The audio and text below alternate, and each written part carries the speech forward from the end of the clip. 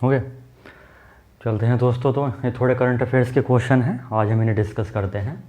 जैसे कि पहला क्वेश्चन है कि किस राज्य सरकार ने अपनी पहली समुद्री एम्बुलेंस शुरू की है? तो वो केरल ने शुरू की है।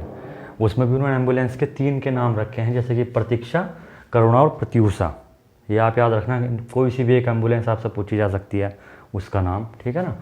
दूसरा क्वेश्चन है कि भारतीय सेना प्रमुख मनोज मुकुंद नरवणे द्वारा जारी पुस्तक, ये बहुत ही ज़्यादा खास क्वेश्चन है, इसकी याद रख लेना।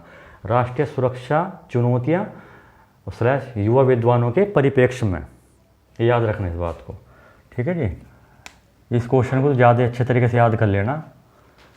तीसरा क्वेश्चन है कि एसबीआई म्यूचुअल फंड का जो प्रबंध निदेशक नियुक्त किया गया है, ठीक है नी, वो किसको किया गया है? विनय टोन्स को किया गया है, ठीक है ना, विनय टोन्स। भारत के राष्ट्रीय खेल दिवस को प्रतिवर्ष कब मनाया जाता है? तो आपको पता है 29 अगस्त को मनाया जाता है। 29 अगस्त को क्यों मनाया जाता है? क्योंकि आपको थोड़ा सा अगर याद हो तो इसमें मेजर ध्यानचंद, याद आया कुछ? मेजर ध्यानचंद जो हमारे हॉकी के जादूगर कहे जाते हैं, उनका जन्मदिन 29 अगस्त का है। तो उन्हीं के जन्मदिन के उपलक्ष्य में ही राष्ट्रीय खेल दिवस मनाया जाता है प्रतिवर्ष। इस बार क्या है, सबसे ज़्यादा खास क्या है कि इसमें 5 व्यक्तियों को पुरस्कार मिले हैं।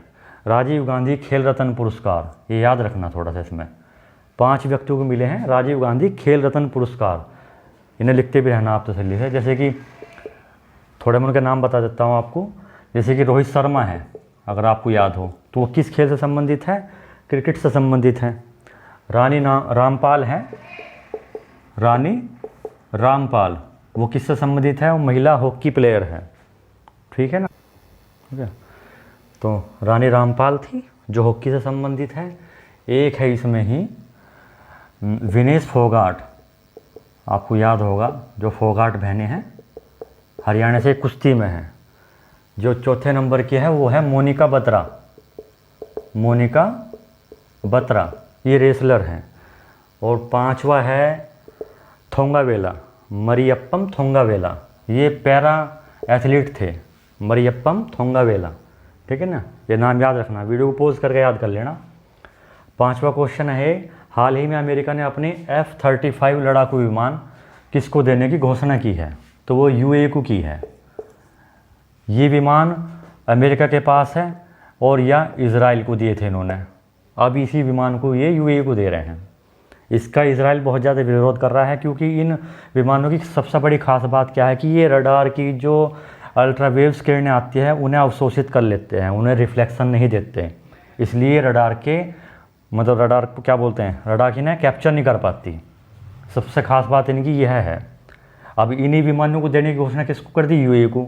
और यूएई जो अरब की कंट्री हैं, यूएई हो गया, सऊदी अरब हो गया, कुवैत हो गया, ये जितनी भी कंट्री हैं, इनका सबका विरोध किससे चलता है? इजराइल से।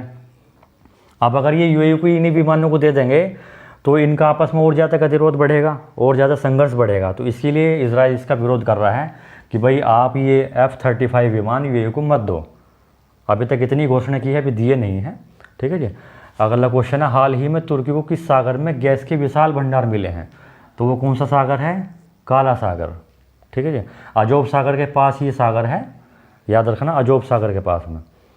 भारत का वर्तमान चुनाव आयुक्त कौन है? राजीव कुमार, ठीक है जी, अभी बने हैं। ये किसके स्थान पर बने हैं? तो अशोक लवासा, ठीक है जी, अशोक लवासा के स्थान पर।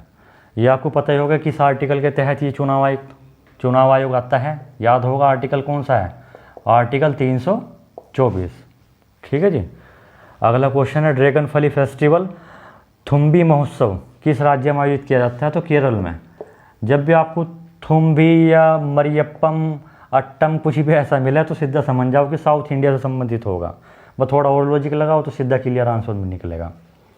विश्व का पहला ऑर्गेनिक खेती करने वाला राज्य सिक्किम, ठीक है जी।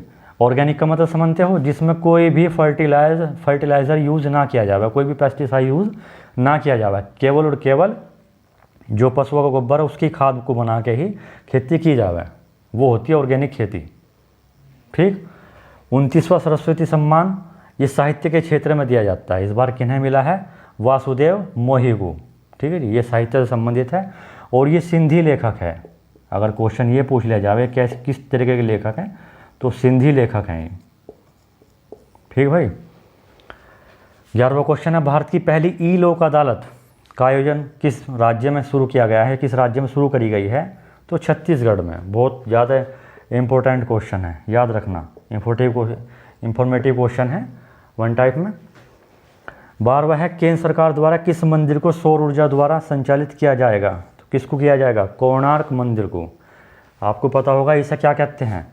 इसे ब्लैक पेगोडा भी कहते हैं, ब्लैक पेगोडा। शायद नरसिम्हदेव वर्मन ने इसका निर्माण किया था।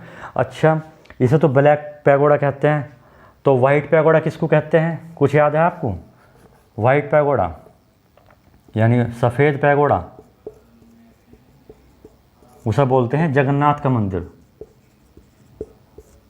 जो कहाँ पे है? द्वारिका। और द्वारिका कहाँ है?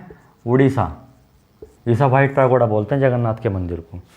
ठीक है, तो ये 12 क्वेश्चन थे, अच्छे से पढ़ो, याद करो। ठीक है भाई, मिलते हैं फिर अगली वीडियो में। ओके, तो 12 क्वेश्चन हो गए थे। अब हम 13वां क्वेश्चन देखेंगे। किसान बचाओ, खेती बचाओ, मेरा पानी मेरी विरासत। ये जो फिलहाल जो नारा लग रहा है वो हरियाणा में लग रहा है, क्योंकि वहाँ पानी की बहुत दिक्कत आ रही है। अभी आपने देखा कुछ समय पहले भी एक विवाद हुआ था पंजाब और हरियाणा का, सतलज नदी को लेकर था। ठीक है ना, क्योंकि पानी पंजाब नहीं छोड़ रहा था, तो हरियाणा में खेती का जो मेन सोर्स है वो नदियाँ हैं, और पंजाब का भी, इधर बारिश कम होती है, तो ये वहीं पे इस तरीके का स्लोगन चला हुआ है। 14 क्वेश्चन है, कौन सी फर्म पुनर्निर्धारित टोक्यो ओलंपिक के लिए भारतीय टीम की आधिकारिक प्रायोजक होगी? आपने देखा होगा ना, जैसे कि अभी आईपीएल को जो रिप्रेजेंट करता था वो करता था वीवो। अब वीवो को भी हटा दिया, तो उन्होंने किसको लाया है? ड्रीम 11 को। ऐसी इनका जो प्रायोजक जो कंपनी है वो आईनॉक्स समूह है। आपने देखो जो इंडियन टीम टी शर्ट पहनती है, पहले सहारा की पहनती थी, तो वो आधिकारिक कंपनियाँ होती है जिनके द्वारा वो खुद रिप्रेजेंट करते हैं अपने आप को। ठीक है भाई, तो इसमें याद रखियो, ये तो इसका हो गया ओलंपिक का। अगर आपसे कोई पूछे कि आईपीएल का कौन था भाई, तो उसका ड्रीम 11 है, ड्रीम 11 है, ड्रीम 11 फिलहाल है। इससे पहले कौन थी? इससे पहले थी वीवो, आपके जो वीवो के फ़ोन रहते हैं।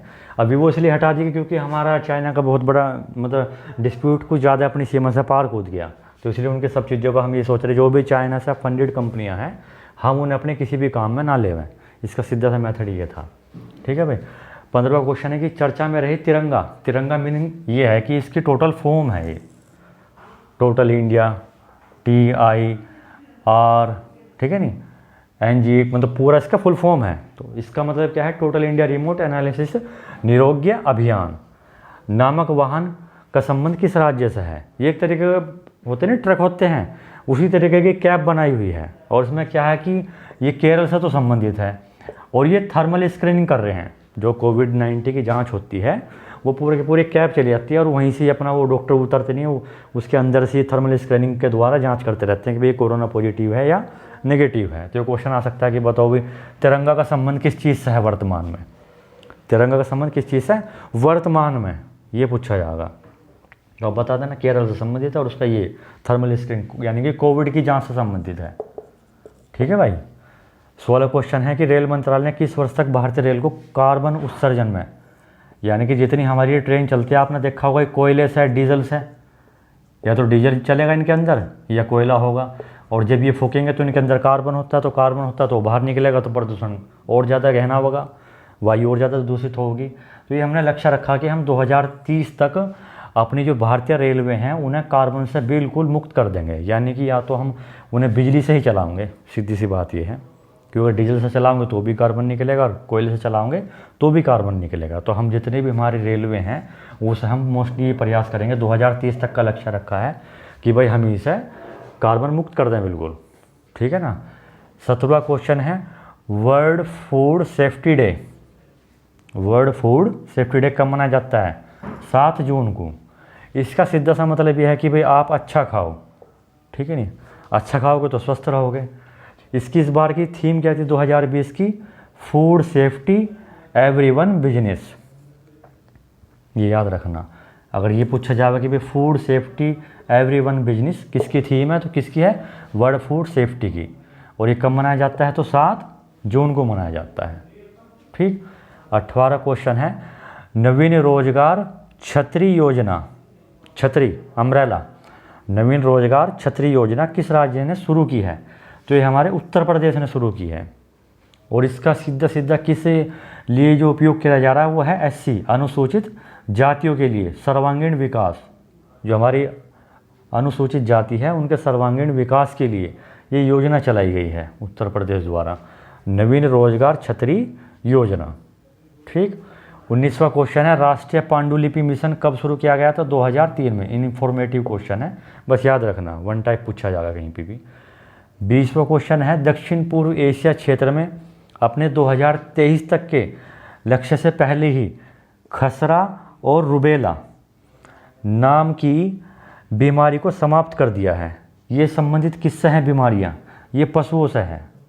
ठीक है नहीं, आपने देखा हो जब खसरा हो जाता है, खसरा में क्या होता है, मुंह पक जाता है डंगरों का, जो भैंस होते हैं, जितने पशु हैं उनके मुंह पक जाते हैं। ये सारे दोनों बीमारी बहुत ही प्राणघातक होती है पशुओं के लिए।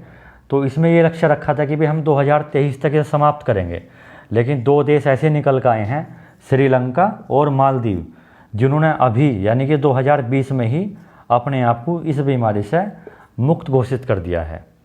तो वही आज के 20 क्वेश्चन थे, अच्छे से पढ़ो। वन टाइप क्वेश्चन हम देंगे, बस इन्हें अच्छे से याद करते रहना, कहीं ना कहीं किसी न किसी पेपर में जरूर लिंक करेंगे, खासकर दिल्ली पुलिस को ध्यान में रख के हम कर ही रहे हैं। ठीक है, तो हैं अच्छे से पढ़ो। Okay bye.